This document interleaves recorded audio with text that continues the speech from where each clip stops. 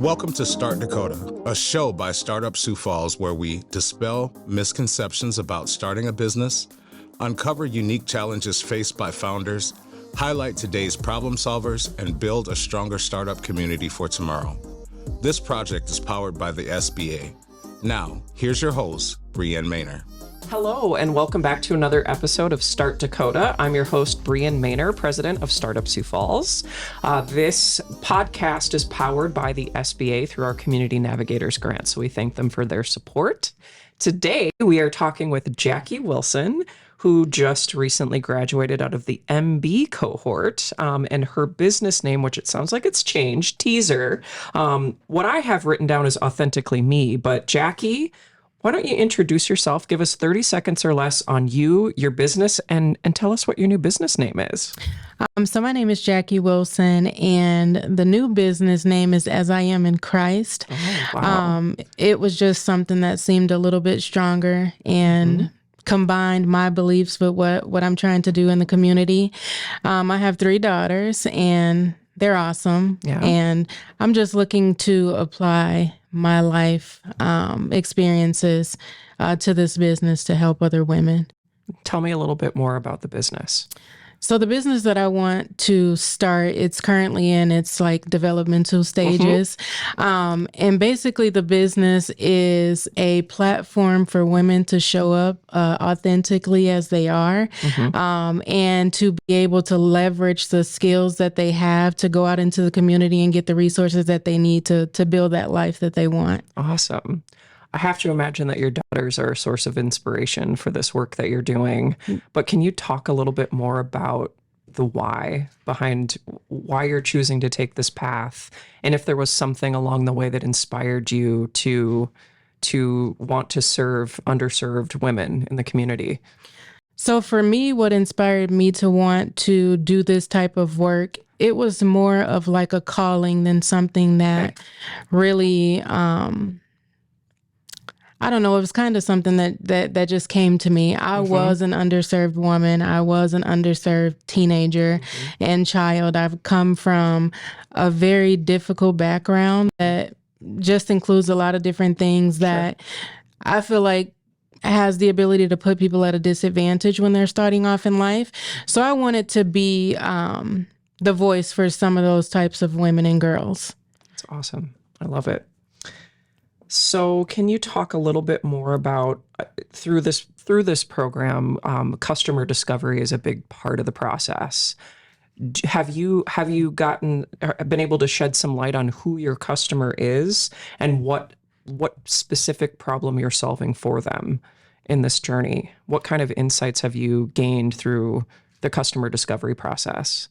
So when developing the customer through the program, I really saw myself as the customer, what I needed when I was a teenage girl, what I needed as a young woman starting out in life, and also some of the women in the community that I've come across that are homeless or maybe facing difficult situations. They really just don't know what resources are in Sioux Falls and how to attain those resources and apply those things to their lives so that they can make it better.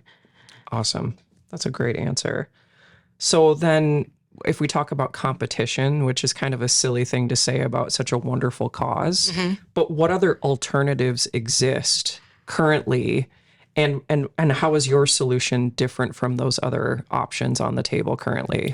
So a lot of things that I found in Sioux Falls is more geared towards giving women what they need instead of teaching them how to do the things that they need to do to make their success long term. So for me, I learned throughout my life that you can give somebody something, but if you teach them how to do it themselves, it lasts a lot longer. Yeah. So that's something that I want to be able to do because it's a path that I've walked down. I'm currently walking down it still. And I just want to give them hope and also just connect them with some of these resources that are available that people are not aware of. Awesome answer. I'm curious your professional background and that moment when you decided to want to take this leap into entrepreneurship. What professionally has been your experience? And can you talk a little bit about that moment when you said, I want to do this. I want to go off on my own and start my own thing? So for me, I've had a history in customer service, banking industry. I've also done some things in healthcare as well. Okay. And those jobs were really fulfilling as well. But I felt like there was something deeper that I could be doing. So when I thought about like everything that I had been through, there's only so much of that you can bring into a customer service role. Yeah, you can be nice to people and stuff like that. But I really wanted to go and work with the women that are often overlooked in society, and the teenage girls as well that's often overlooked. And that to me was something that seemed more fulfilling to the life purpose than just working like a 9 to 5. Amen to that. What have been some of the barriers and challenges into this leap into entrepreneurship from your lens? Like what scared you, and how have you been able to navigate some of those uncertainties along the way? So some of the barriers that I had is myself, to be honest with you. I was just Good answer. Afraid of stepping out there on faith and just betting on myself. Yeah. And some of the things that helped me was the women at Embe, to be honest. Like I've volunteered through their organization before with their volleyball program that they offer. Cool. And when I had all these ideas come up, I really didn't know where to start, but I was kind of pointed back in the direction of Embe, and they really just motivated me to show up for myself. So when they told me about co-starters, that was amazing. That was like another woman opened the door for me. And I wanted to be able to do that. I want to be able to do that for other people. That's the stuff. You're giving me goosebumps. So it was someone in particular that pulled you aside and said, I think you should go through this program. How did you hear about the program? And how did you get connected to it? So I originally went through Dress for Success and spoke with Lori. I have a little bit of history with Dress for Success as well. Lori is so awesome. Yeah. And when she was just asking me casually what I was up to these days, so I kind of shared with her some of the ideas that I had for this business, and she was able to pull together a meeting with Megan Bartell. Nice. I had never met her before, but she was just so warm and so welcoming and so encouraging to pursue this. And as a result, she told me about the cohort that was starting at Embe and thought I would be a good fit. So I applied for it, and it's been amazing. What was that first session like? What were you feeling and experiencing, and what were you surprised about going into it that first day? That first session was really about taking a look at yourself and not leaving who you truly are out of your business. And for me, that was the thing that like lit a spark inside of me. Because a lot of times when people start businesses, I feel like they have to leave a part of themselves at home in order to come into the business. But being encouraged to be authentic and be yourself and show up as who you really are, during that first session, I just knew that I had to keep coming. Yeah.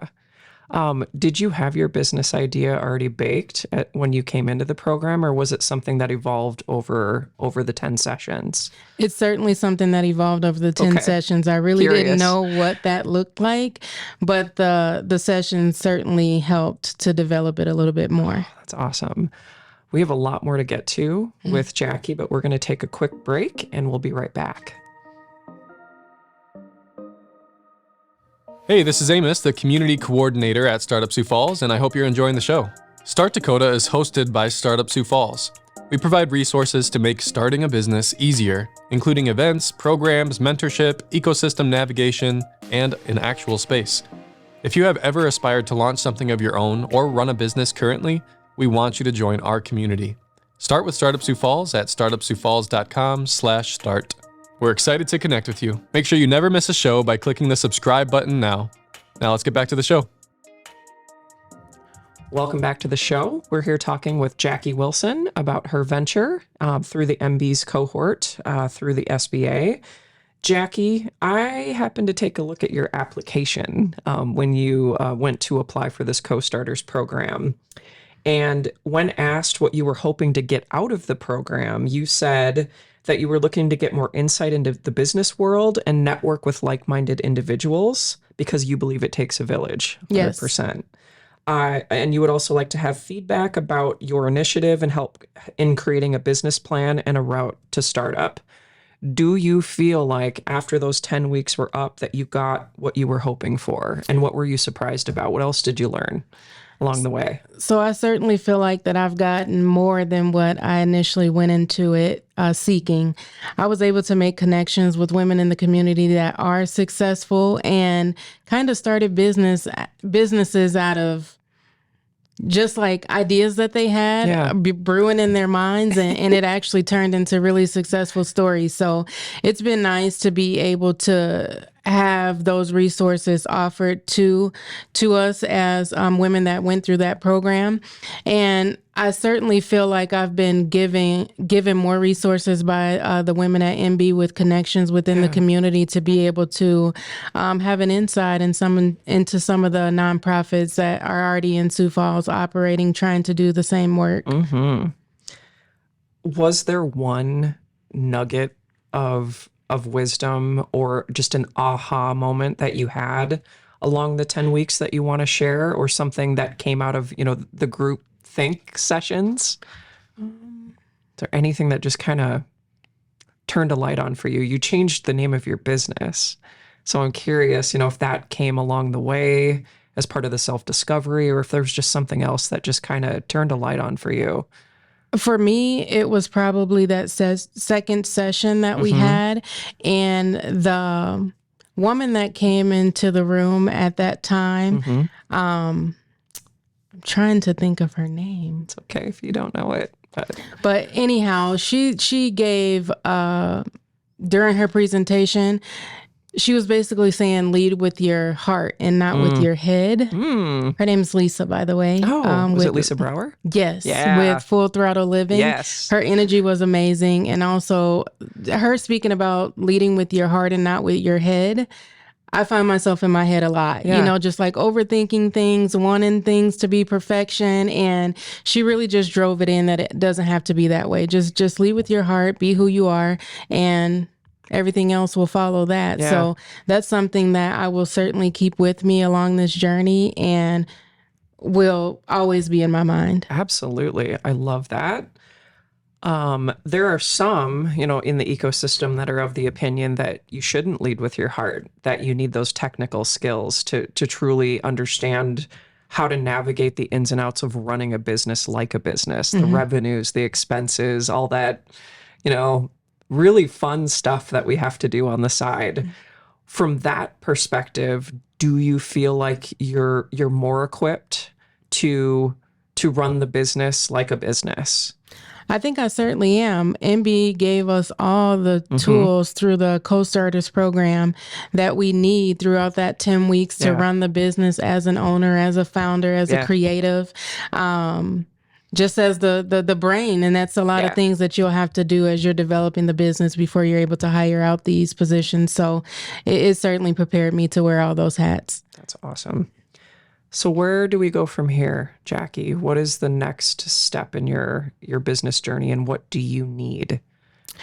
The next step for me is I actually want to finish school. Yeah.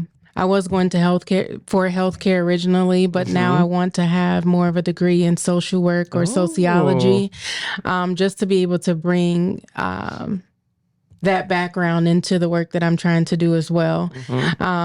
And I also want to partner with some of the organizations that's already doing amazing work in Sioux Falls and just be like that voice of someone who's received some of these services to be able to help them to cultivate their what they do around someone who has the perspective of the customer. So I want to do a lot of partnershiping with a lot of agencies in Sioux Falls just to get more information and just to get my feet wet and what that looks like. So identifying gaps. That's exactly what we do as an organization. We never want to overlap. We want to enhance the work that others around us are doing. Yes. So I love that mindset. Are you considering like a 501c3? Are you going to go the route of a nonprofit, or are you not sure yet?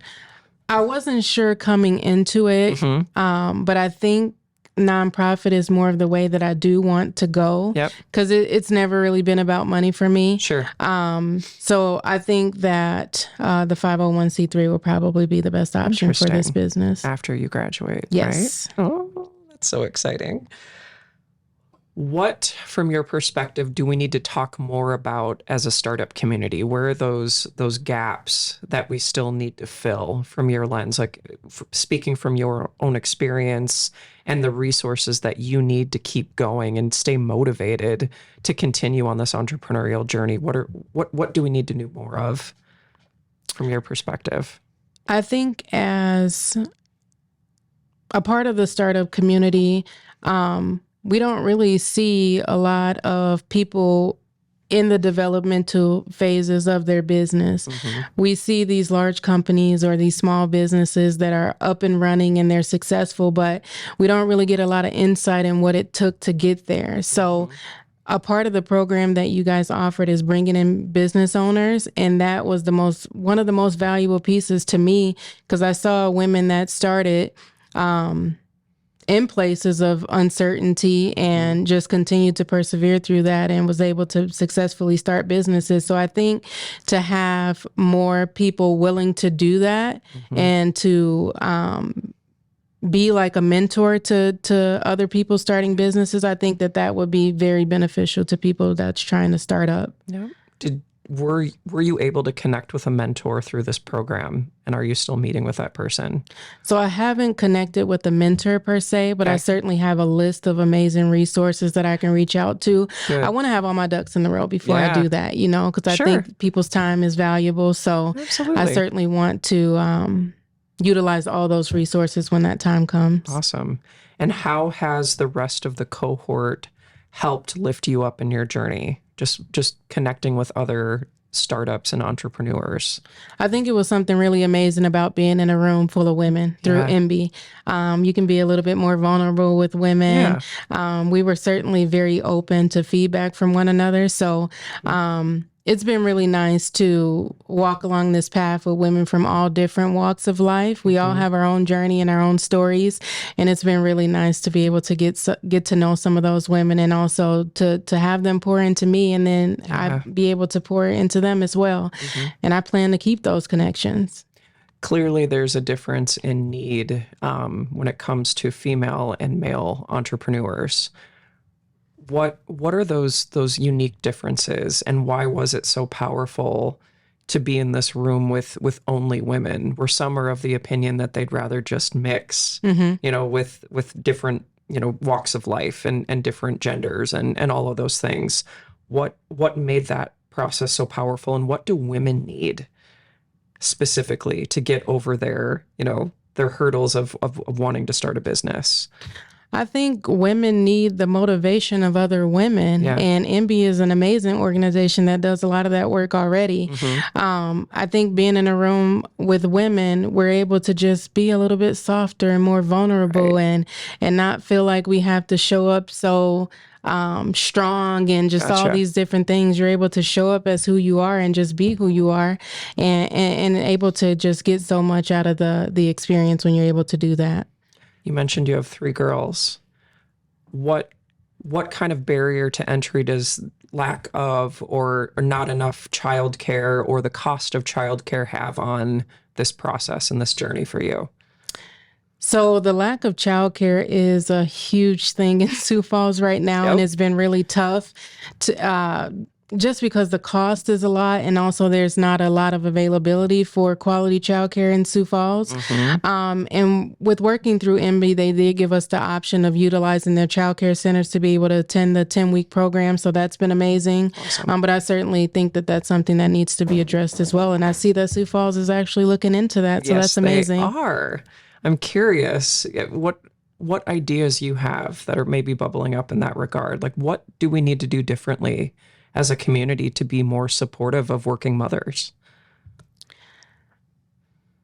It's a big question. It is. I don't have a good answer either.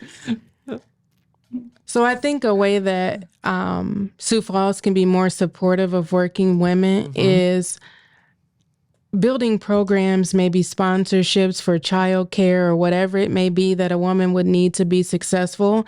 I find a lot of time that resources are hard to attain when you're trying. But maybe in a different situation or circumstance, these resources may be readily available. And sometimes people just don't need those things at the time. So I think that Sioux Falls is in a great position to be able to offer more of the resources that they do have available to people that's out here trying to start things on their own, and not to feel like you're just doing it on your own, because it's really tough when you are. Absolutely. So we're going to take a short break, but there's lots more to discuss with Jackie. We will be right back. Hey, this is Jeff Hayward with Startup Sioux Falls. Welcome back to the Co-Starters Challenge, a recurring segment where we'll provide some tips for launching or growing your startup, as well as an action you can take called fieldwork. Today, we're going to consider your advantage, the thing that sets you apart from the alternative solutions that are available to your customer. What is it about you and your startup that set you apart from the competition? Do you have more expertise than another business? Do you have more experience than other businesses? If someone else started a similar venture, why are you more likely to succeed? And now your fieldwork. Identify what your advantage is and make note of it on your Co-Starters canvas. Reminder that this is a free tool. You can find the link in the show notes. Being able to effectively communicate why you're the best possible solution will make your business stand out from the crowd. See you next month on the next Co-Starters Challenge. All right, welcome back to the show. We're talking with Jackie Wilson, who is one of the recent graduates out of our Embe cohort. Yes. And one of the things that happened along the way of her journey was she decided to change the name of her business idea. So tell us a little bit more about the why behind As I Am in Christ. For me, my faith is a huge part of who I am. And I feel like it's been a huge part of the drive to push through some of the barriers that I faced in my life. So that was something that I kind of, went back and forth on to see if I wanted to actually change the name. But I truly believe that bringing your whole self into your business is super important. So Absolutely. Bringing my faith into my business is something that I could not do without. And the As I Am part, a lot of times people feel like they have to wear a mask to show up in this world or to show up in the workplace. And I just want a space for women to be who they are, and to show up as who they are and figure out the steps that they need to take to get to the place that they want to be. Absolutely. Do you see any challenges, barriers, hurdles to presenting your business as a faith-based business? Just, from the perspective of, there's different walks of life. People practice in different ways. They, practice faith in different ways. Do you see any barriers to really rooting yourself in your beliefs? I initially thought about all the barriers, and then I had to consider that there's a specific audience for my business. Right. And I'm okay with that. And we all are from different walks of life, and that's okay. I don't want to be exclusive of anyone. I want to be inclusive of everybody, because I think that we all have faith of some sort, that some higher power that we depend on. Yep. And I think people should be free to choose that for themselves. But ultimately, everybody want to be the best version of themselves. So that's basically the reason why I decided to just go with it. Are there any people in your life, maybe not family, but individuals that have inspired you to do this work? Can you give me a story of someone that you've helped in some capacity? There has to be there's some reason why you're called to this work. I'm just curious if there was someone in your life that you helped along the way or gave good advice to. So for me, recently, I've just been on a journey of discovering myself. Yeah. And in that journey, I found some of the things that I struggled with. I don't want that answer. Okay. I want to give a different one. Go ahead. So basically, I was a hairstylist for a while, and I find myself being kind of like a counselor to a lot of women. I remember you bringing this up. That resonates with every woman that goes to a salon. Yeah, so I felt like I was kind of a therapist, and I enjoyed doing it. So I really wanted to do this work because I kept running into women that had barriers that prevented them from pursuing the life that they truly wanted. It was one lady in particular. She was in Walmart and she was kind of struggling with her groceries. I was by myself and she was prepared to take the bus to where she was trying to go. And it was always up on like 60th North Cliff, and we were at the East Side Walmart. She was totally prepared to take the bus. And I'm like, can I just give you a ride? And then in that moment, she felt comfortable around me and she shared what she was going through. And I just couldn't believe it. And being able to connect with someone just by, authentically offering them help because you see that they're struggling, and to have that woman be able to open up to me to stuff that she probably wouldn't have even shared with her closest friends or family or church family. I was like, there has to be something more that I'm called to do. Oh. So that's kind of something that inspired me to pursue this avenue. That's great. Do you consider yourself an empath then, filled with empathy?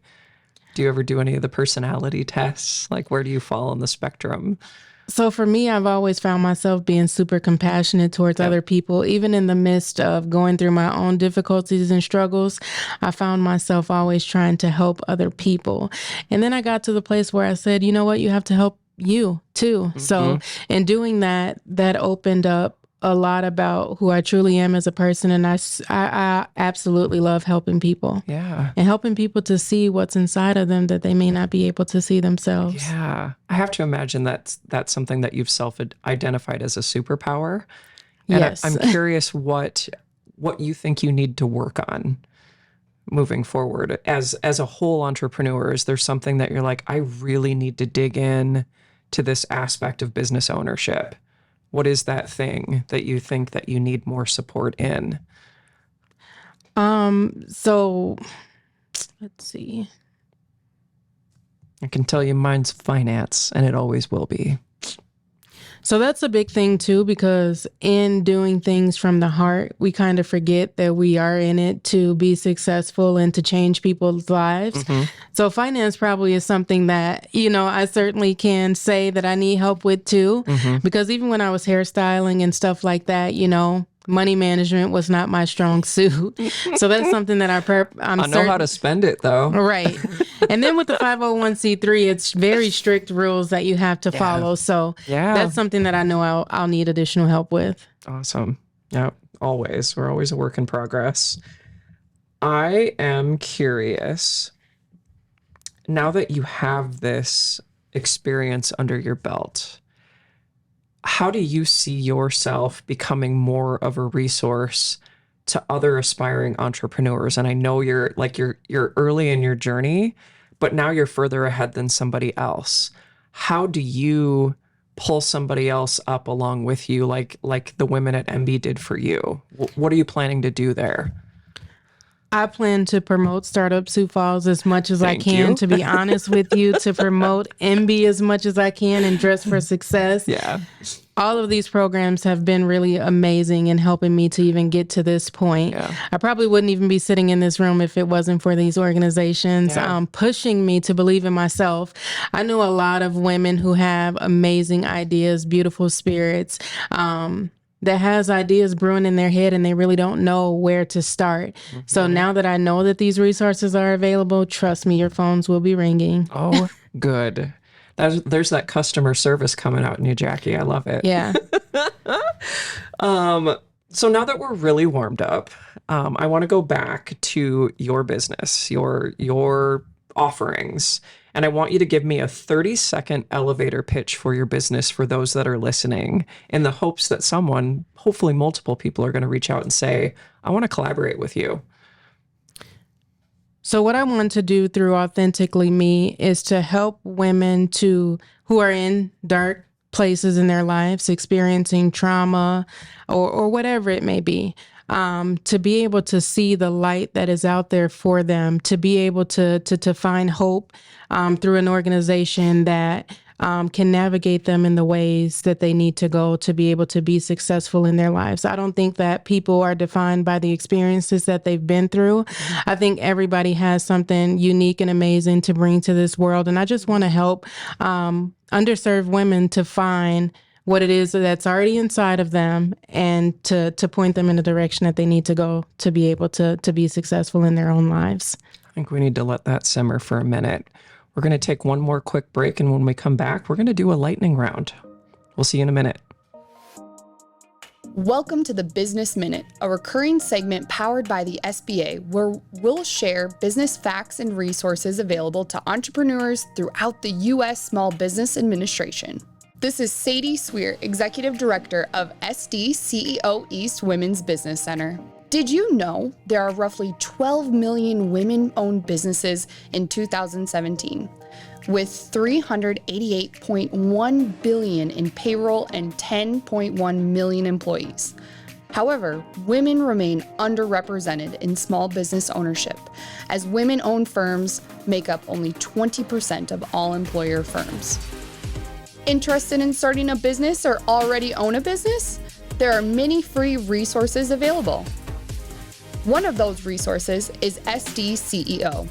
SD CEO is a resource organization focused on empowering women in entrepreneurship across South Dakota by providing entrepreneurs with the resources they need to succeed. Along with free and confidential business consultations, SD CEO offers in-person workshops, online training courses, educational seminars, and networking opportunities. Learn more about SD CEO at bhsu.edu/SDCEO. Okay, welcome back. We are here with Jackie Wilson, who's been talking to us about everything women's empowerment, and I'm feeling empowered to a point where I feel like it's time for a lightning round. Jackie, are you ready for this? I am. Awesome. First question, iPhone or Android? Definitely iPhone. Yes. But I can say I was kind of pressured into that because I used to be an Android girl. Okay. But everybody used to make fun of me and actually and acted like I wasn't a part of the cool kids because I didn't have an iPhone. But I really love iPhones. They're really tech savvy. Yeah, they're really tech savvy, and it's really good for business ownership as well. So it has a lot of tools and resources that I can use. So I love it. Amen. Coffee or tea? Certainly coffee. I'm a coffee addict. I think Starbucks get majority of my money. Okay. I love a nice warm cup of coffee. Cream, no cream? More cream than coffee. So maybe I'm a creamer fan. I can about see the consistency of your coffee right now. Hoodie or blazer? Certainly a hoodie. Yeah. I'm a tomboy at heart. So good. It's a lot to get me in a dress these days, but I want to look the part. So do you have like a favorite hoodie? Like one that's all tattered and you just wear it anyway, even though it's falling apart? Not a favorite one. Yeah. But I do have a lot of them. Okay. I'm going to have to see this sometime. Yeah. Beer or wine or neither? Neither, but I certainly used to be a wine drinker. Okay. Moscato, white wine, not really into the dry ones, but that was one of my favorites. I've really gotten into kombucha, by the way. Are you a kombucha fan? My daughter literally just bought kombucha home, 2 of them, and said, we're trying this because we've been talking about it. Yeah. So she brought 2 home. They're still in the fridge. I'm a little scared, but it depends on what kind. So I've got some brands I'll recommend to you. Okay. Yeah, it's good stuff. It can be. Instagram or LinkedIn for you? Which one do you prefer to use? Certainly Instagram. Yeah. I think it's a little bit more of a fun way to connect with people. Yeah. You don't have to be so professional on Instagram. Are you on LinkedIn? I'm not currently. I think we need to get you on LinkedIn. Okay. From the business side. Yes, absolutely. TikTok or no? TikTok, we have a love-hate relationship. Yeah. It's a complete rabbit hole, and I'm kind of scared of utilizing that much time online. So I try to stay away from TikTok as much as I can. Okay. Have you ever made one? No, I haven't. Daughters, are they doing it? Oh, yeah. Okay. I got to see this too. They're totally into it. I'm fascinated. I do not partake either. Chocolate or vanilla? Chocolate. Any particular dark, sweet, white chocolate, anything in particular? I like them all. Okay. But I can't say that they like me because, The dairy? Is it the dairy? Yes, I'm lactose intolerant, but I love everything dairy. It just doesn't like me. Devastating. Yes. But there are dairy-free versions. They don't taste as good. But they're not as good. Nope. No, sometimes we just make sacrifices. Are you a sports person? Not really. So baseball or football, you don't care either way? Nope, but if it was volleyball, I'm all in. Volleyball. Yes. There it is. That is the thing that I love. I've played in middle school and high school, and I've coached a couple times through Embe, and it's been amazing. That's right. You talked about that. That's great. Favorite movie or book? My favorite book right now that I'm currently reading is called Atlas of the Heart by Brienne Brown. Ooh. She does amazing work with just like trauma and how that affects your life and your thinking and all that. So I'm really into her TED Talks and her books right now. So that's what I'm currently reading. Love that.